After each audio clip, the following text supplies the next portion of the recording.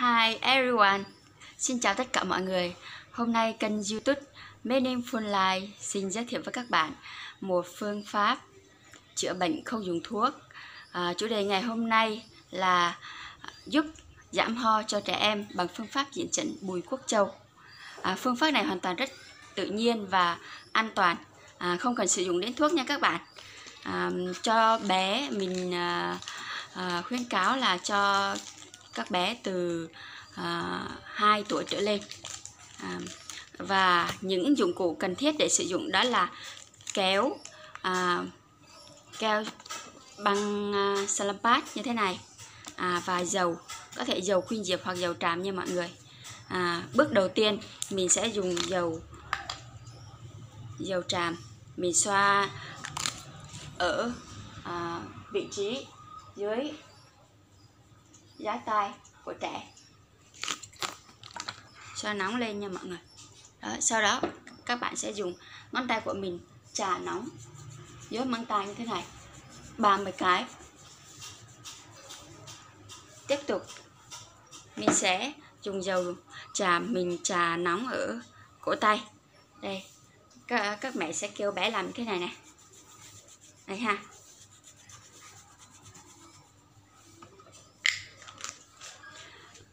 Bước tiếp theo mình sẽ dùng keo Salompas và dán những vùng huyệt ở trên mặt như sau. Mình sẽ dùng quay giò để chỉ cho các bạn dễ thấy nha. Huyệt thứ nhất, huyệt số 14 ở dưới giá tay. Đây, ngay chính dưới giá tay nha các bạn. Đối xứng cả hai bên, dán bên trái trước và bên phải sau. Tiếp theo, huyệt 275, ngang gióng từ dưới chân cánh mũi gióng qua, và chiều dọc thì gióng từ chân tóc mai ở bên này cái xuống. Các bạn lưu ý nha. Đó.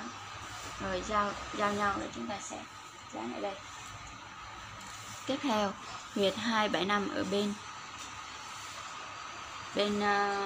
phải. Ở đây các bạn sẽ gióng mi tóc mai ở bên trong này này. Đó, kéo xuống, rồi dưới cánh mũi kéo ngang qua. Các bạn nhớ là sẽ làm bên trái trước bên phải sau nha các bạn. Ở đây là bên trái này, làm ở đây trước, sau đó bên phải ở đây, rồi mình sẽ làm bên này sau. Được chưa? Tiếp theo sẽ là dán huyệt số 8. Số 8 là ngay chính giữa tròng đen hai mắt. Đây, huyệt số 8 ở đây.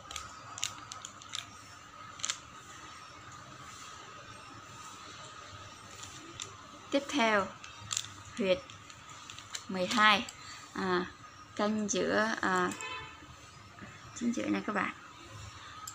Nó sẽ cách huyệt số 8 cũng ngang qua theo trục là đường đi ngang qua tâm của hai con người mắt, thì từ huyệt số 8 cách ra cỡ 20 nhé các bạn. Đó.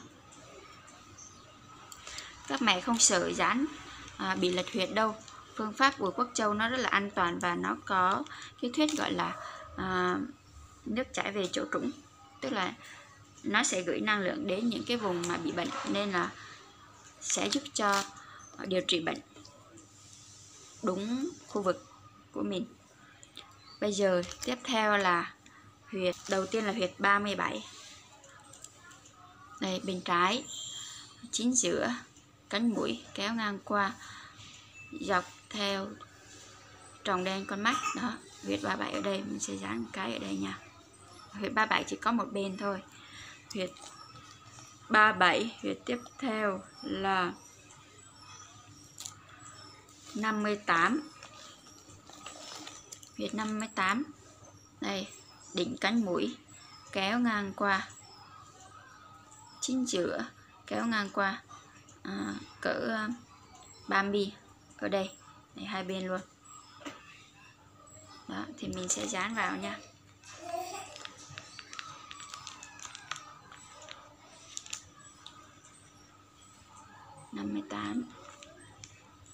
Bên trái 58 bên phải. Huyệt tiếp theo là huyệt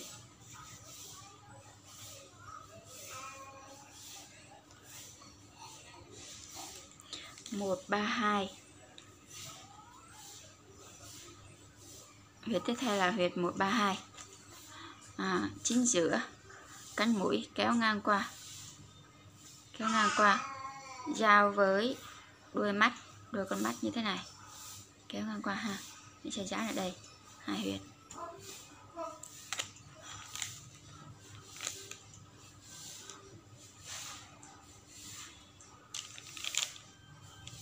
Đây nha, chính giữa cánh mũi kéo ngang qua, đuôi mắt kéo xuống. Đây, xong. Và tiếp theo nữa mình muốn bổ sung, thường ho có đờm sẽ ảnh hưởng tới phổi của bé có thể bị viêm phổi. Mình sẽ bấm thêm một huyệt phổi, đó là huyệt 491. Đây, ở dưới xương hốc mắt kéo ngang qua, đây là một huyệt 189. Xuống dưới này đỉnh cánh mũi là hai cái điểm này mình sẽ chia đôi. Đó, đường trung điểm của hai điểm này sẽ đi ngang qua và kéo dọc xuống từ khóe mắt. Đây là huyệt 491 hai bên. Đó, 491 hai bên mình sẽ dán thêm nha.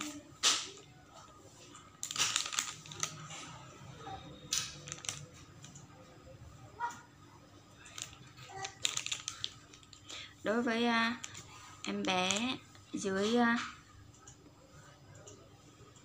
12 tuổi thì các bạn từ 1 tuổi đến 12 tuổi các bạn nên cắt Causalopate sao cho nó phù hợp với khuôn mặt của bé.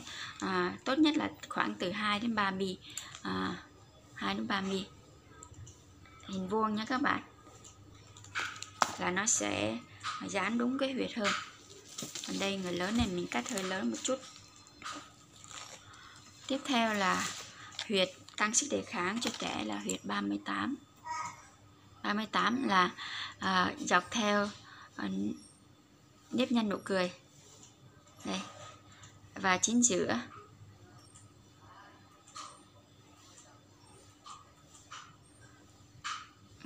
chính giữa môi này, đường kẽ môi này kéo ngang qua nha các bạn. Đây, mình sẽ dán luôn.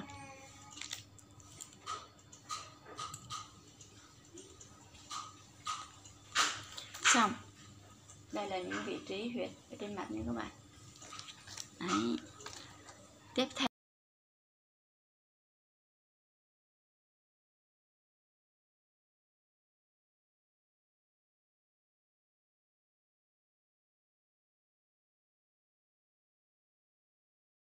theo thì những vùng ở cổ tay sau khi mà trà nóng, các bạn sẽ dùng miếng cao cắt nhỏ thôi và chúng ta sẽ dán lên cái cổ tay của mình. Đây, ví dụ như miếng này, đây mình đã cắt sẵn nha, mình sẽ dán lên. Các bạn dán lên hai cổ tay nha mọi người. Đây, dán lên hai cổ tay như thế này. Được chưa? Hai cổ tay nha, hai vùng luôn nha. Và ở dưới cổ ngón chân cái các bạn cũng cắt. Cổ ngón chân cái đây, giả sử đây là ngón chân cái nha, mình sẽ dán ở đây là vùng cổ ngón chân cái đây. Đó, hai bên luôn nhé các bạn, hai bên. Sau đó dán dưới huyệt dũng tuyền của ngón chân cái, huyệt dũng tuyền ở dưới lòng bàn chân nha. Đó, ở dưới lòng bàn chân sẽ có huyệt dũng tuyền tương tự như cái khu vực này. Tiếp theo nữa là các bạn sẽ dán một miếng Causalopate to gấp đôi miếng này ở chính giữa hai ti, trước ngực và đối diện đằng sau lưng, cái điểm chính giữa hai ti đó nha.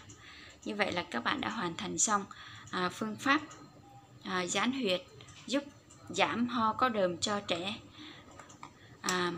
Phương pháp này được áp dụng khoảng là từ 1 đến 2 lần trong vòng một ngày. Khi mà ít ho hơn thì các bạn có thể là dán một lần thôi. Và lưu ý là mỗi ngày thì các bạn dán 3 tiếng thì các bạn tháo băng keo Causalopate ra.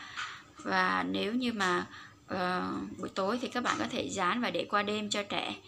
Nhưng lưu ý là sau khi tháo ra, các bạn sẽ xoa nóng khuôn mặt của mình. Và những khu vực mà đã dán cao, các bạn sau khi gỡ ra thì 30 phút sau các bạn mới được đụng nước nha các bạn. Cảm ơn các bạn đã theo dõi video này. Rất mong được sự góp ý chân thành từ các bạn. Cảm ơn tất cả mọi người. Xin chào.